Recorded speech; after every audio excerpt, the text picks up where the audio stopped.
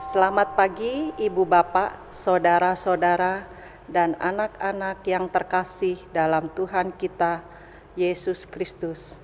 Hari ini adalah minggu kedua setelah Pentakosta.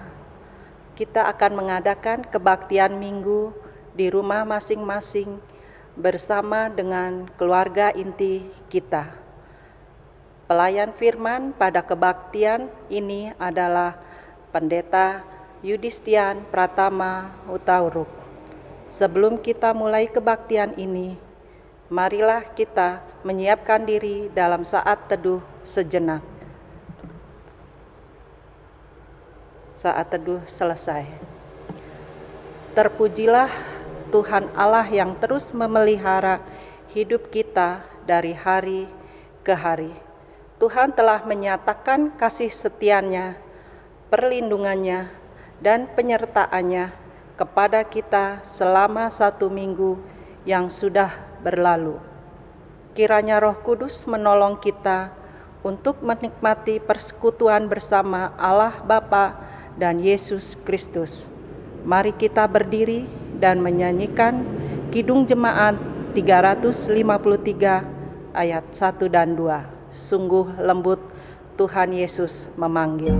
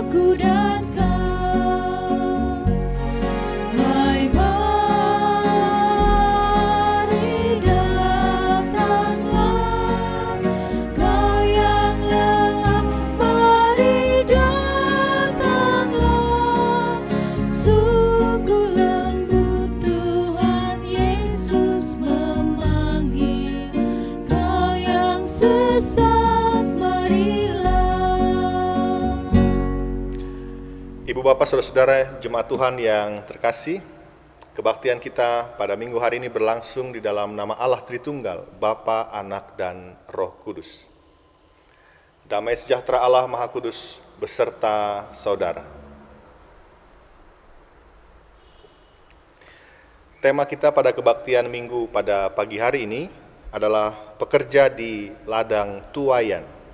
Dan nas pembimbing kita diambil dari Roma pasal 14 ayat 17 sampai ayat 18 yang mengatakan, sebab kerajaan Allah bukanlah soal makanan dan minuman, tetapi soal kebenaran, damai sejahtera, dan sukacita oleh Roh Kudus. Karena barang siapa melayani Kristus dengan cara ini, ia berkenan pada Allah dan dihormati oleh manusia. Demikian firman Tuhan.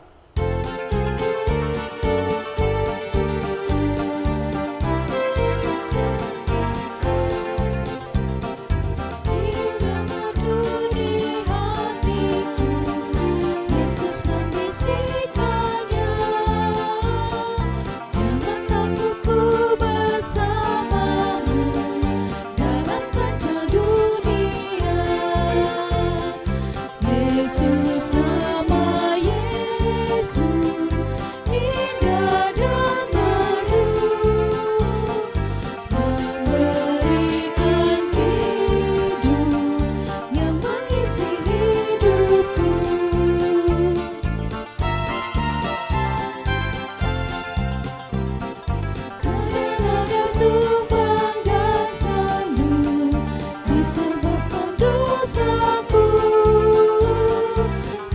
Sudah menggantikannya jadi hidup yang baru.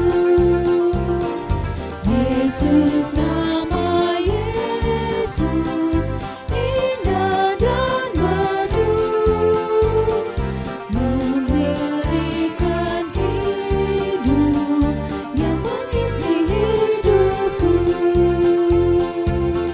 Bapak Ibu dipersilahkan duduk.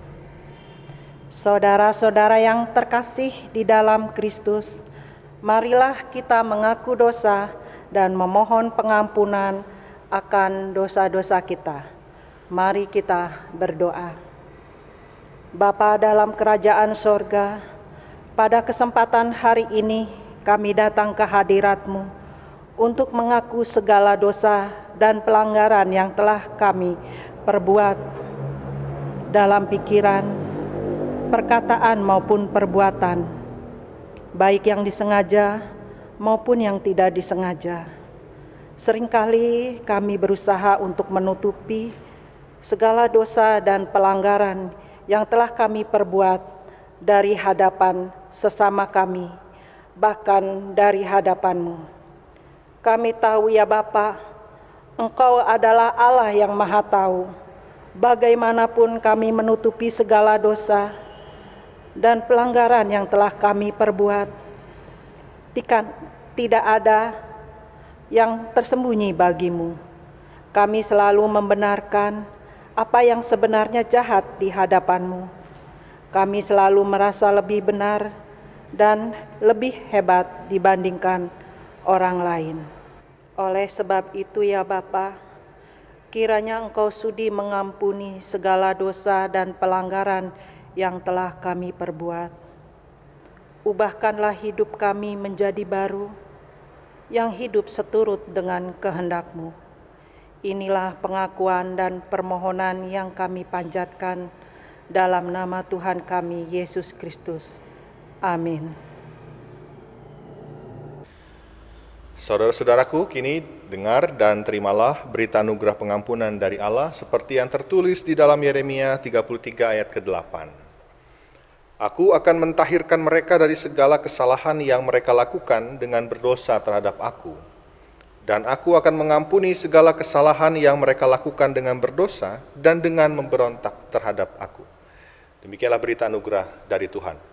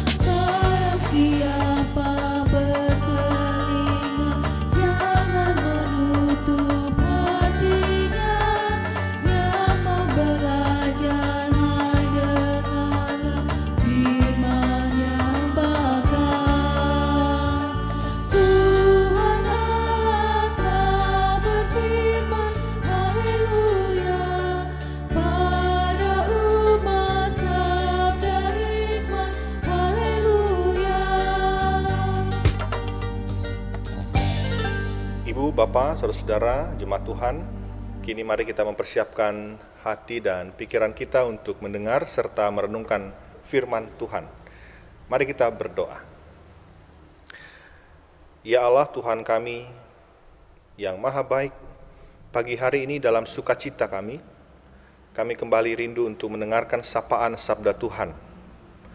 Maka kami akan membaca isi Alkitab kami dan merenungkannya.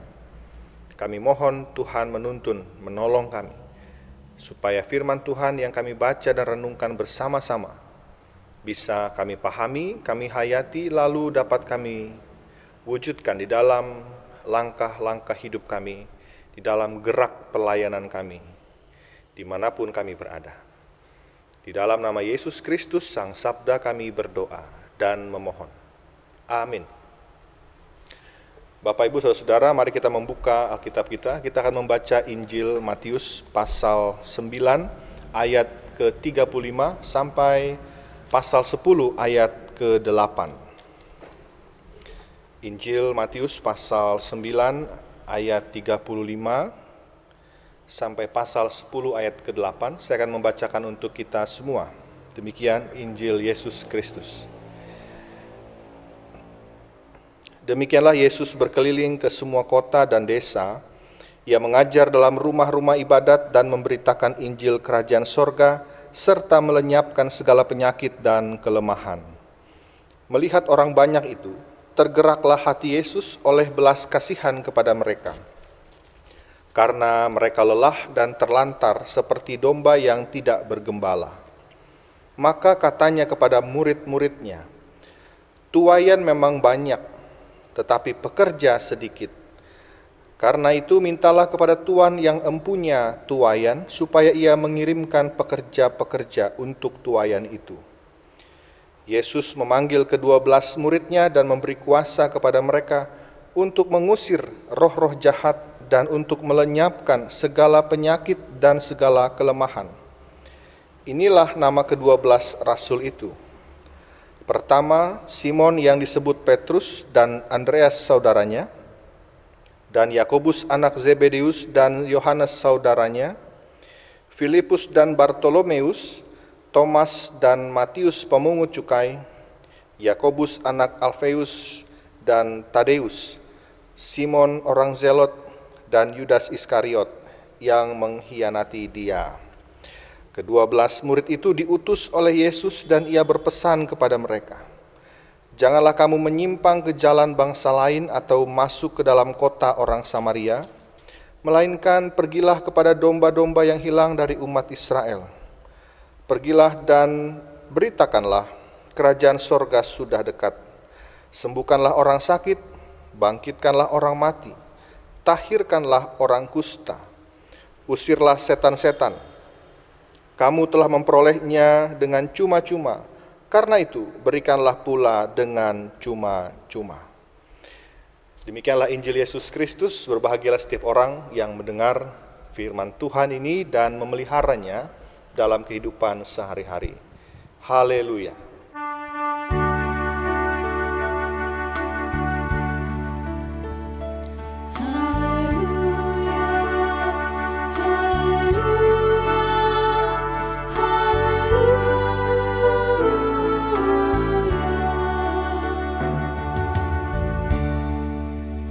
Selamat pagi Bapak Ibu Saudara-saudara. Senang kita bisa bersekutu kembali meskipun secara virtual, tapi kita percaya bahwa Tuhan tetap menyertai kita dan persekutuan kita ini juga diberkati oleh Tuhan. Bapak Ibu Saudara-saudaraku yang dikasihi oleh Tuhan, hari ini kita akan merenungkan tema pekerja di ladang tuaian.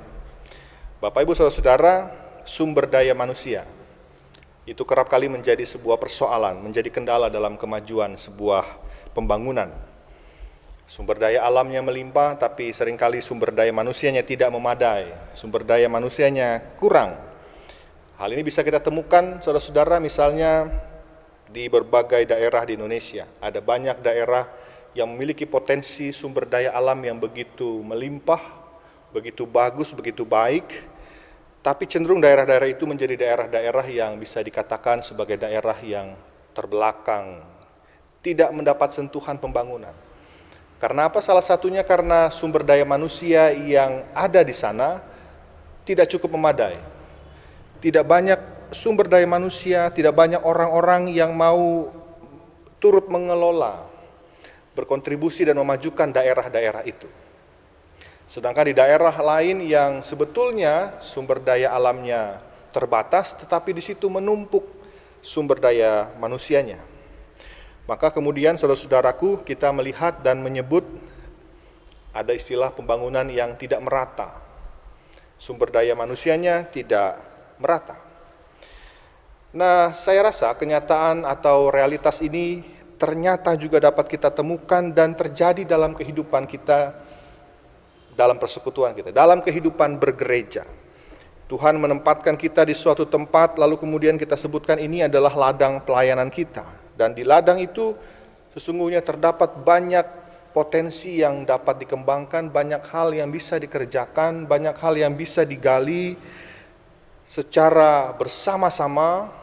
Tapi sayangnya saudara-saudara, hanya segelintir orang saja yang mau memberi dirinya, hanya sedikit saja orang yang mau meluangkan waktu dan tenaga pikirannya untuk turut serta dalam pekerjaan ilahi, dalam pekerjaan pelayanan di ladang Tuhan. Maka Bapak Ibu saudara-saudara, jangan heran ketika ada sebuah gereja, ada sebuah persekutuan yang potensinya besar tapi tidak banyak yang dikerjakan, karena mungkin orang-orang di dalamnya, sumber daya manusianya tidak mau memberi diri. Jangan-jangan itu tempat kita bersekutu. Nah, Bapak Ibu Saudara-saudara, hal yang sama yang Tuhan Yesus juga jumpai di tengah-tengah kehidupan pelayanannya. Di tengah-tengah banyaknya orang yang menjadi pengikut Yesus.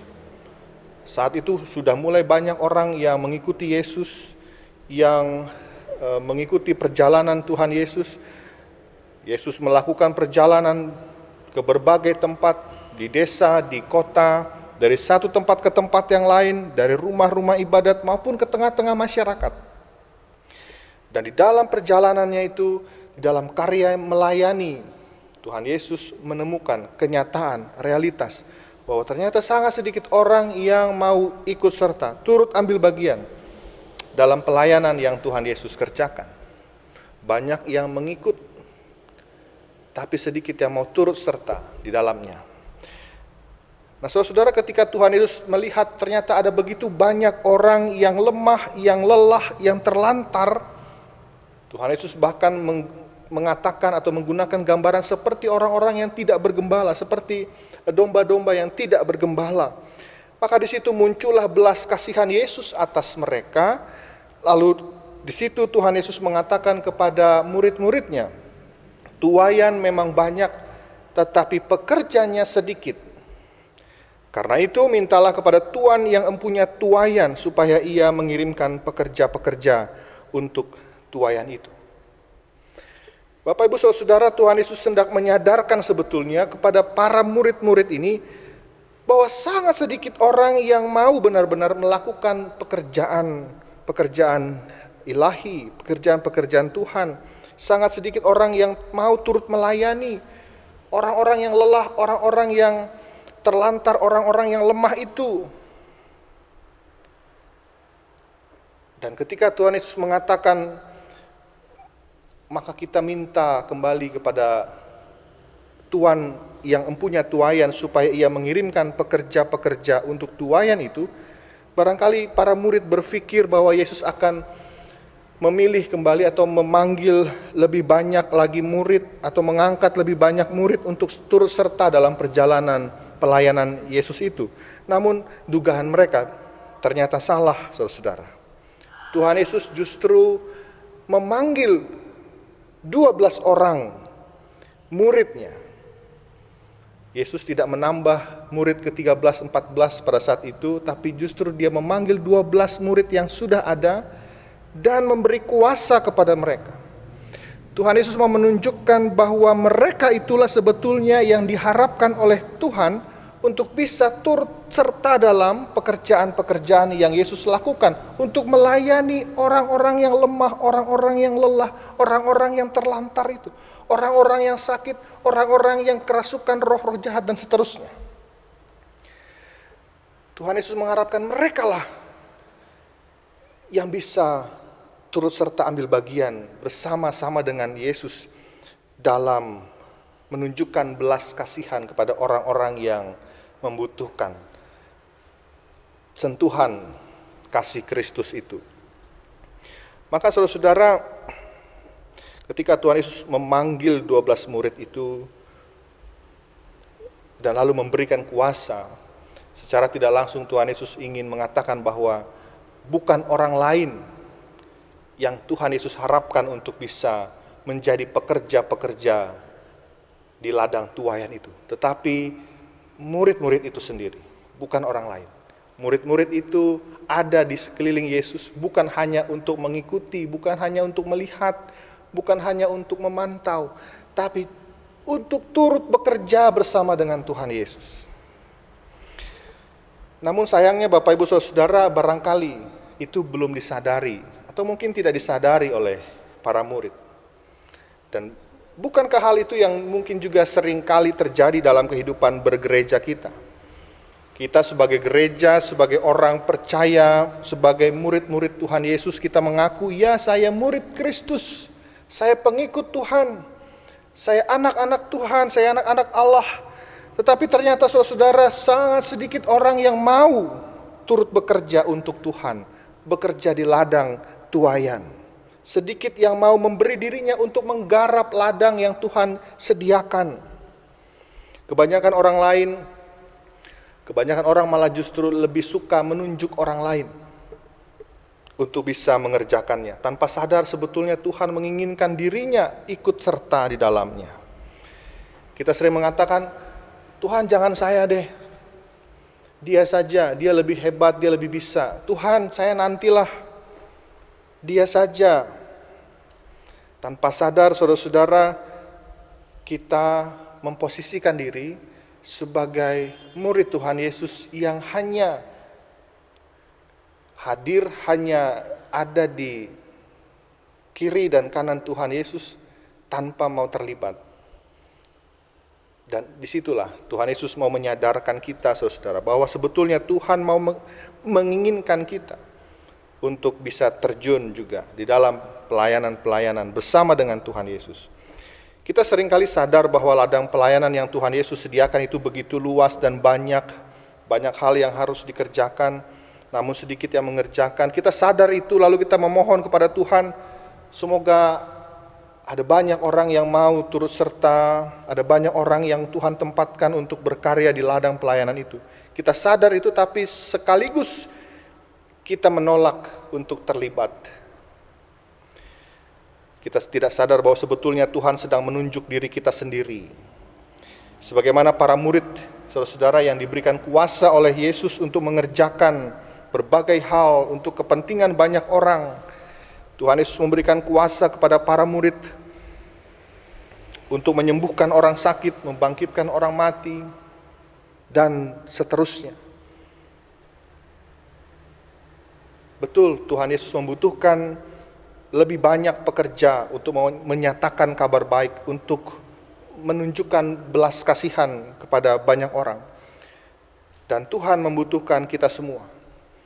Terlebih lagi Bapak Ibu Saudara-saudara, di masa-masa menyambut the new normal, kenormalan baru, adaptasi kebiasaan baru, Tuhan membutuhkan lebih banyak orang yang mau terlibat dengan lebih giat untuk banyak pekerjaan baik.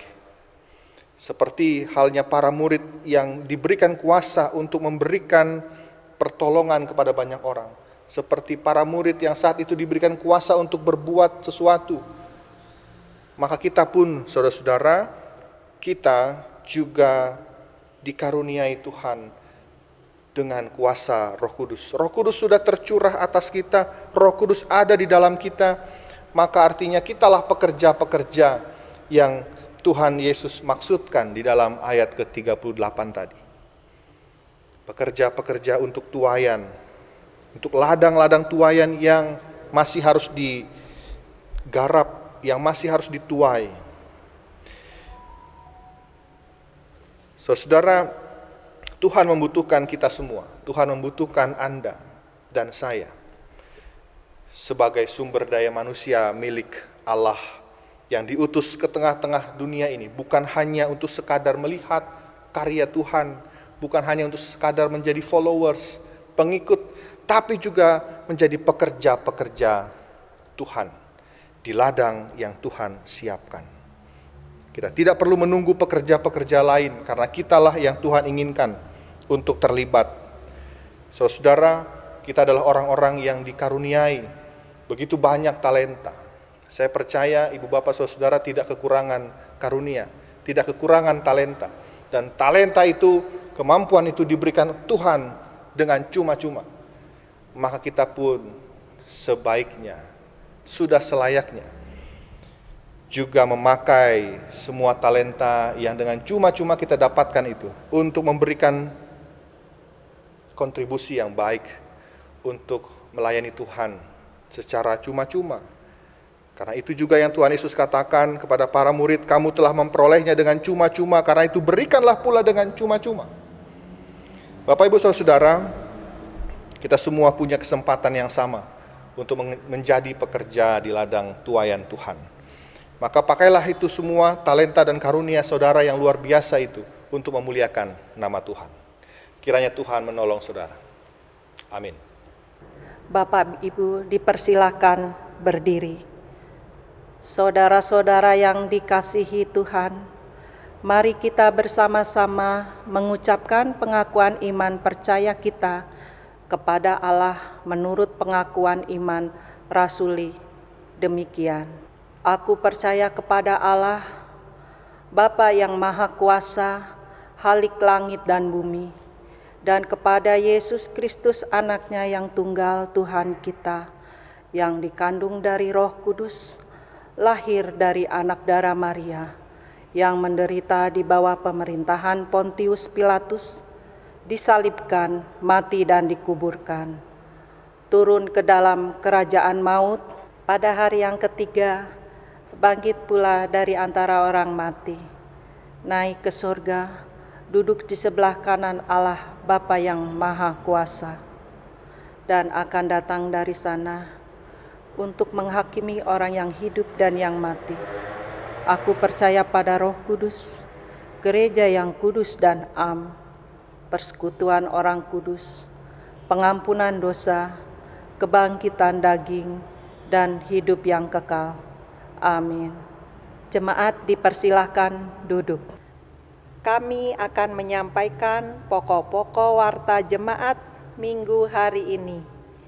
Terhitung mulai minggu hari ini, tanggal 14 Juni sampai dengan 15 Agustus 2020, seorang mahasiswi Sekolah Tinggi Filsafat Teologi Jakarta atas nama Yunis Abigail Sitanggang akan menjalani masa praktik kolegium pastoral di GKP Sukabumi.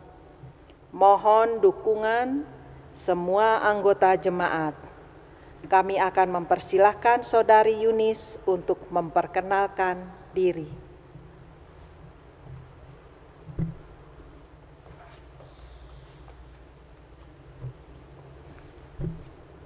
Shalom Bapak Ibu Saudara sekalian yang dikasihi Tuhan Yesus Kristus. Perkenalkan, nama saya Yunis Abigail Sitanggang, namun Bapak Ibu sekalian dapat memanggil saya Yunis. Saya adalah mahasiswa semester 5 dari Sekolah Tinggi Filsafat Teologi Jakarta. Saya berasal dari GKI Zainal Zahse Sukabumi. Kiranya kita dapat bertemu di kesempatan lainnya. Demikian perkenalan dari saya, Tuhan Yesus memberkati.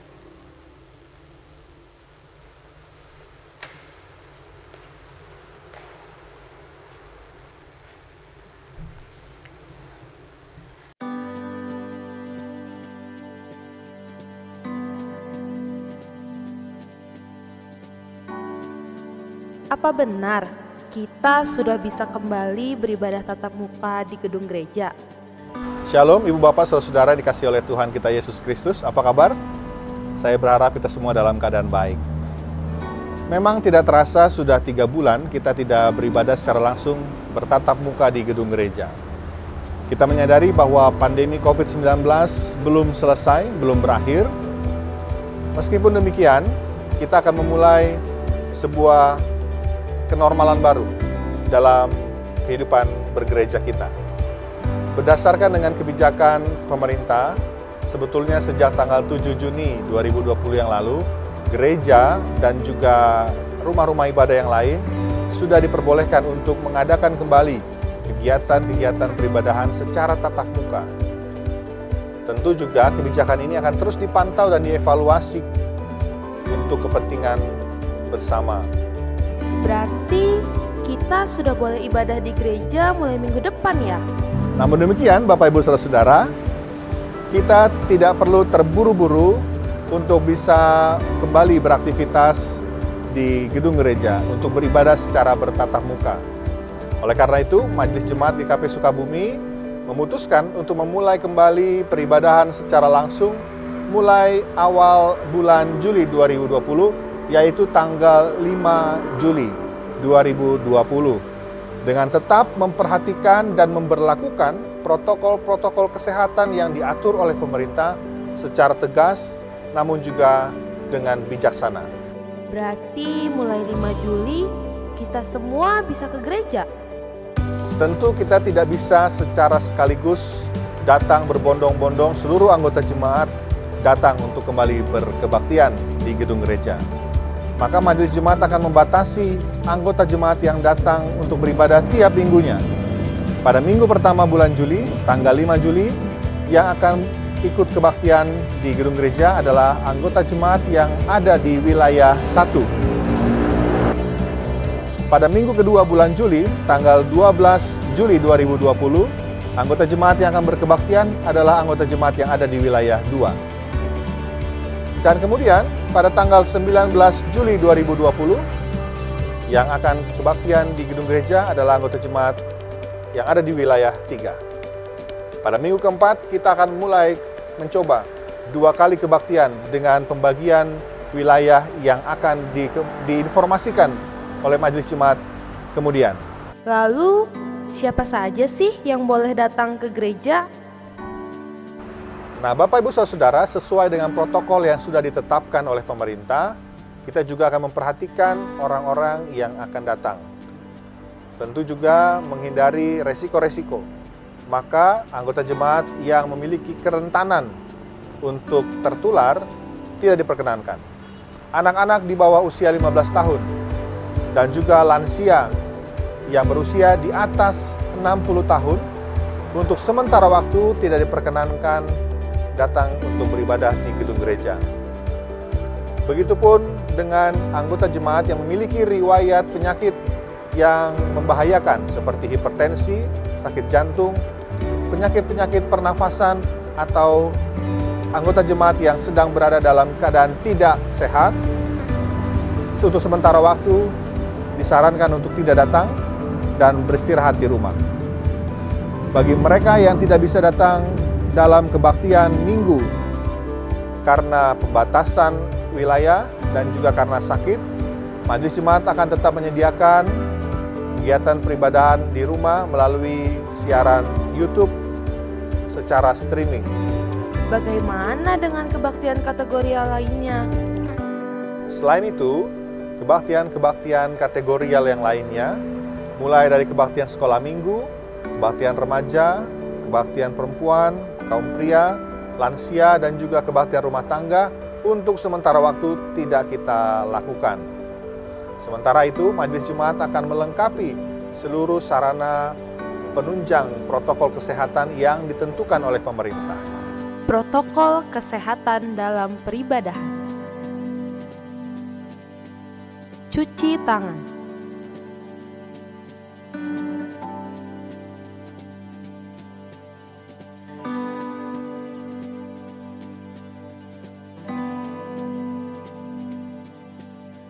Sebelum masuk ke ruang ibadah, cuci tangan dulu ya di 3 tempat cuci tangan yang sudah tersedia. Tetap atur jarak ketika mengantri untuk mencuci tangan.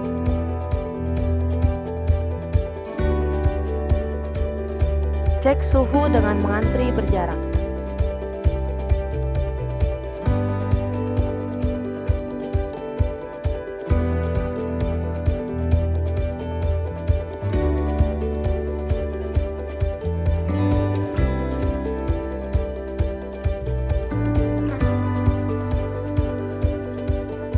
Selanjutnya, saudara-saudara bisa menuju pintu utama untuk melakukan pengecekan suhu tubuh. Tetap menjaga jarak ya. Majelis jemaat menyediakan hand sanitizer di depan pintu masuk.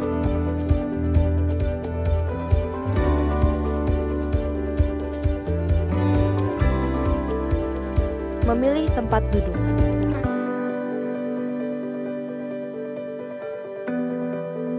Saat memilih tempat duduk, perhatikan pengaturan yang sudah dilakukan. Satu bangku hanya boleh diisi oleh 2 orang.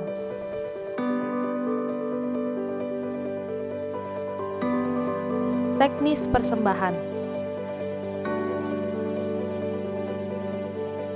Saat melakukan persembahan, saudara-saudara dapat memasukkan persembahan ke beberapa kotak yang telah tersedia. Karena tidak ada kantong persembahan yang akan diedarkan. Jemaat juga dapat memberikan persembahan dengan metode transfer ke nomor rekening gereja. Tidak ada salaman. Selama masih menjalani new normal, kita tidak bersalaman dengan berjabat tangan. Kita akan menggantinya dengan salam namaste atau bentuk salam yang lain. Setelah kebaktian keluar dari 3 pintu. Saudara-saudara dapat keluar melalui 3 pintu yang sudah tersedia. Setelah kebaktian usai, segeralah pulang, jangan berkerumun, dan tetap menjaga jarak. Dan yang paling penting untuk juga diperhatikan adalah saudara-saudara diwajibkan untuk memakai masker sejak dari rumah, selama peribadahan di gedung gereja, sampai saudara pulang kembali ke rumah. Dan jangan lupa membawa hand sanitizer, juga terus menjaga kesehatan. Saudara-saudara, demikianlah panduan kegiatan peribadahan di era kenormalan yang baru yang akan kita jalani mulai bulan Juli nanti. Semoga Bapak Ibu Saudara bisa terus memperhatikan panduan ini dan mematuhinya demi kepentingan dan kebaikan kita bersama. Mari kita terus berjuang untuk melawan pandemi COVID-19 dan kita jadikan gereja kita menjadi gereja yang membawa kehidupan, bukan gereja yang mengancam kehidupan. Sampai jumpa, Tuhan Yesus memberkati. Demikian pokok-pokok warta jemaat minggu hari ini. Tuhan Yesus memberkati. Amin. Saudara-saudaraku, mari kita bersatu hati. Kita menaikkan doa syafaat kita. Mari kita berdoa. Ya Allah Tuhan dan Juru Selamat kami yang hidup, Bapa yang kami sembah dan kami muliakan di dalam nama Tuhan kami Yesus Kristus. Hari ini kami sudah mendengarkan firman Tuhan, kami merenungkan firman Tuhan yang mengingatkan kami bahwa sebetulnya Tuhan terus menginginkan kami untuk menjadi pekerja-pekerja di ladang tuayan yang Tuhan sudah sediakan. Ketika kami mengaku bahwa kami adalah murid-murid Tuhan Yesus, maka sudah seharusnya, sudah sepatutnya kami turut serta di dalam pekerjaan Tuhan yang Engkau lakukan, yang Engkau kerjakan dalam kehidupan kami sehari-hari dalam berbagai macam bentuk, baik di tengah-tengah persekutuan maupun di tengah-tengah masyarakat. Mampukan kami untuk mewujudkan firman Tuhan ini, untuk melakukannya di dalam kehidupan kami sehari-hari dengan giat, dengan taat dan setia. Sebagai umat-Mu yang penuh dengan keterbatasan, ya Tuhan, kami mau berdoa, mau memohon kepadamu dalam syafaat kami. Dalam segala kesusahan hidup kami, dalam segala pergumulan hidup kami. Kami mohon Tuhan menopang kami senantiasa. Kami mohon kiranya Tuhan dapat terus memberikan kami kekuatan yang lebih, sehingga segala pergumulan, tantangan, dan kesulitan yang kami hadapi dapat kami lalui dengan baik bersama-sama dengan Engkau. Kami berdoa, ya Tuhan, bagi saudara-saudara kami yang saat ini sungguh-sungguh membutuhkan pertolongan Tuhan, karena kondisi kesehatan mereka yang buruk, yang saat ini sedang sakit. Kami ingin berdoa Tuhan bagi mereka semua yang dalam keadaan lemah fisik, yang saat ini dalam perawatan rumah sakit, dalam perawatan di rumah, dalam proses pengobatan maupun pemulihan kesehatan, kiranya Engkau dapat menjamah mereka, melawat mereka satu persatu. Dan jika Tuhan berkenan, kiranya Engkau menyatakan kesembuhan atas mereka. Tuhan berkati seluruh upaya yang dilakukan demi kesembuhan mereka. Tuhan berkati para medis, Tuhan berkati peralatan-peralatan yang dipakai, Tuhan juga sertai keluarga yang mendampingi. Kiranya mereka pun tetap dalam keadaan sehat dan baik. Kami mau berdoa Tuhan juga bagi saudara-saudara kami yang terus bergumul untuk berjuang bagi kehidupan keluarga mereka dengan berbagai macam persoalan di tengah-tengah kehidupan keluarga, dengan pergumulan pekerjaan, studi, atau apapun yang menjadi bagian dari pergumulan mereka. Kami mau berdoa, kiranya Tuhan menguatkan dan memberikan jalan yang terbaik. Tuhan menunjukkan jalan ketika mereka merasa tidak lagi ada jalan. Karena kami tahu tidak ada yang mustahil di dalam nama Tuhan. Kami mau berdoa bagi kehidupan persekutuan kami, Gereja Kristen Pasundan, khususnya Jemaat Sukabumi, yang akan menyambut masa-masa new normal, kenormalan baru di dalam aktivitas gerejawi kami. Kiranya Tuhan yang menyertai kami, memberikan kami hikmat dan kebijaksanaan supaya kami bisa tetap menjalani kehidupan kami dengan baik, sesuai dengan protokol-protokol kesehatan yang berlaku dan juga sesuai dengan kebijakan-kebijakan yang dikeluarkan baik oleh pemerintah maupun yang disampaikan oleh majelis jemaat. Tuhan, kami mau berdoa kiranya kami bisa segera melewati pandemi ini dan kami bisa melanjutkan aktivitas kehidupan kami dengan rasa tenang tanpa diancam oleh bayang-bayang penyakit dan kematian. Kami mau serahkan juga seluruh upaya penanganan pandemi ini, baik yang dilakukan oleh pemerintah di tingkat pusat, di tingkat daerah, maupun juga upaya-upaya yang dikerjakan oleh kami sebagai gereja Kristen Pasundan, baik secara lokal di jemaat kami maupun di aras sinodal. Kiranya semua itu Tuhan boleh memberkati. Kami serahkan seluruh pimpinan daerah, pimpinan pusat, pemerintahan kami, Tuhan berikan mereka hikmat untuk melayani. Demikianlah Tuhan, permohonan dan syafaat kami yang jauh daripada sempurna, kami mau menyerahkannya ke dalam tangan pengasihan Tuhan. Begitupun kami mau menyerahkan doa-doa pribadi, doa-doa keluarga kami masing-masing hanya kepada Tuhan saja.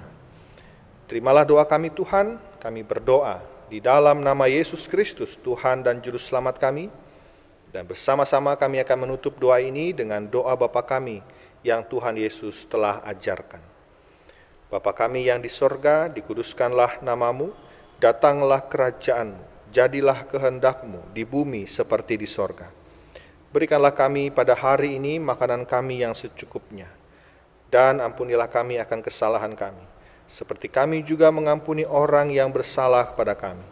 Dan janganlah membawa kami ke dalam pencobaan, tetapi lepaskanlah kami dari yang jahat. Karena Engkaulah yang empunya kerajaan dan kuasa dan kemuliaan sampai selama-lamanya. Amin. Marilah kita memberikan persembahan kita sebagai wujud syukur kita kepada Tuhan. Dengarkanlah firman Tuhan yang mendasari persembahan kita dalam 1 Tawarikh 29 pasalnya yang 17a yang berbunyi, Aku tahu ya Allahku, bahwa Engkau adalah penguji hati dan berkenan kepada keikhlasan. Maka aku pun mempersembahkannya semuanya itu dengan sukarela dan tulus ikhlas. Keluarga dapat menghimpun persembahan di rumah masing-masing dan mengirimkannya dengan metode transfer ke rekening gereja atau memasukkannya ke kotak persembahan yang telah dipersiapkan di gereja. Sambil persembahan dihimpun, kita menyanyikan NKB 129 ayat 1 dan 2, Indah Mulia Bahagia Penuh.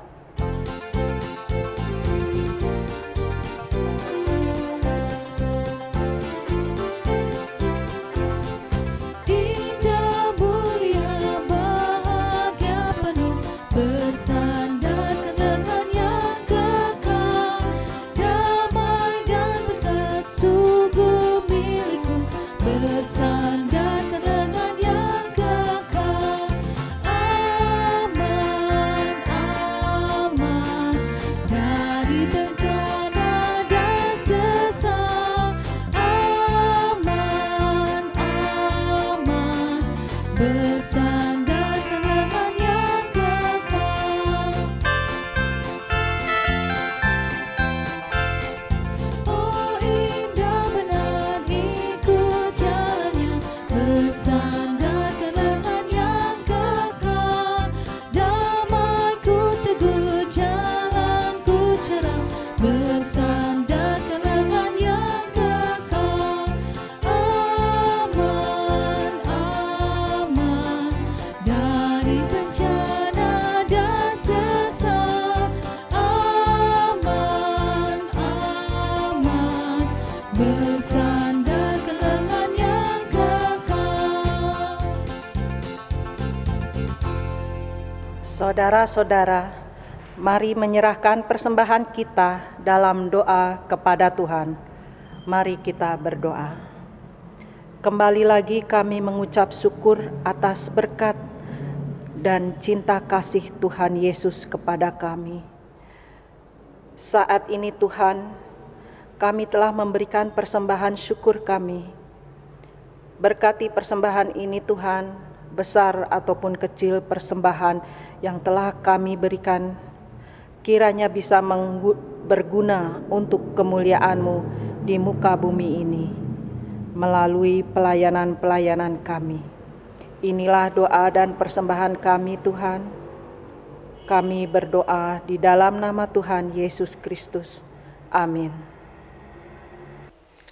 Saudara-saudaraku yang terkasih, Tuhan mengutus kita untuk menjadi pekerja-pekerja di ladang tuayan milik Tuhan. Maka berikanlah dirimu untuk pekerjaan-pekerjaan Tuhan, di tempat Tuhan mengutus saudara. Lihatlah sekelilingmu dan layanilah Tuhan.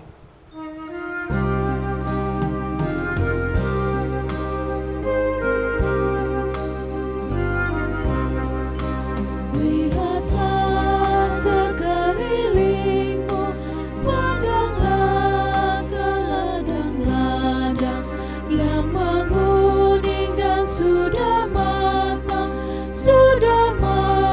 untuk dituai. Lihatlah sekelilingmu, pandanglah ke ladang-ladang yang menguning dan sudah matang untuk dituai.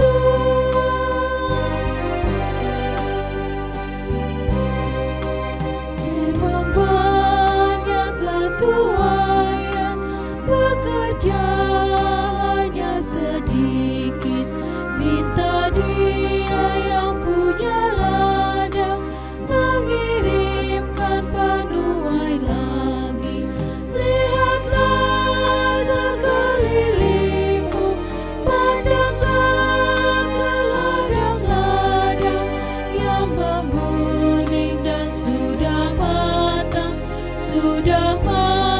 untuk dituai.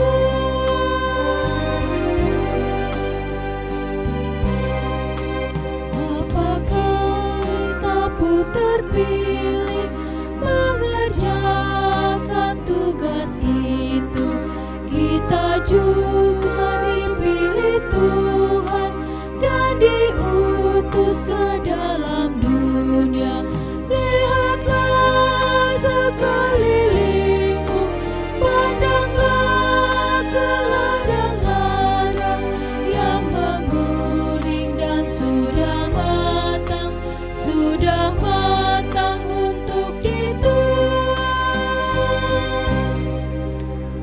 Saudara jemaat Tuhan, kini lanjutkanlah hidup saudara dan terimalah berkat Tuhan. Kiranya Allah, sumber segala kasih karunia, yang telah memanggil saudara dalam Kristus kepada kemuliaan-Nya yang kekal, kiranya melengkapi, meneguhkan, merahmati, menguatkan, mengokohkan, dan memberkati saudara, kini dan selama-lamanya. Haleluya. Amin.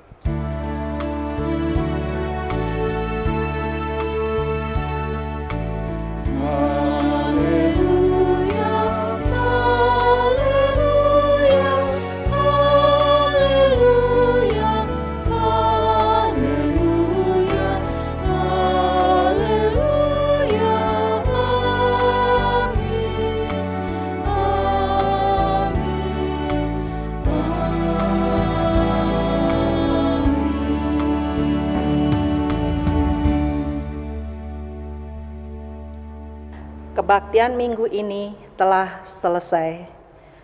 Kami atas nama Majelis Jemaat GKP Sukabumi mengucapkan terima kasih atas keikutsertaan dan partisipasi Anda dalam kebaktian ini. Selamat melanjutkan aktivitas dimanapun Anda berada, dan Tuhan Yesus memberkati.